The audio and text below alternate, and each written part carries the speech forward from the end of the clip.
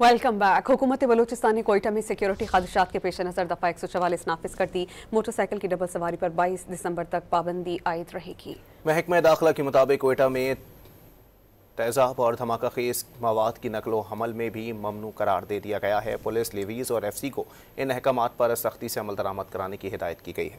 हुकूमत बलूचिस्तान ने कोयटा में सिक्योरिटी खदशात के पेश नज़र दफ़ा 144 नाफिज कर दी। मोटरसाइकिल की डबल सवारी पर 22 दिसंबर तक पाबंदी आयद रहेगी। महकमा दाखिला के मुताबिक कोयटा में तेज़ाब और धमाका खेज मवाद की नकलो हमल में भी ममनू करार दे दिया गया है। पुलिस, लेवीज़ और FC को इन अहकामात पर सख्ती से अमल दरामद कराने की हिदायत की गई है। हुकूमत बलूचिस्तान ने कोयटा में सिक्योरिटी खदशात के पेश नज़र दफ़ा 144 नाफिज कर दी। मोटरसाइकिल की डबल सवारी पर 22 दिसंबर तक पाबंदी आयद रहेगी।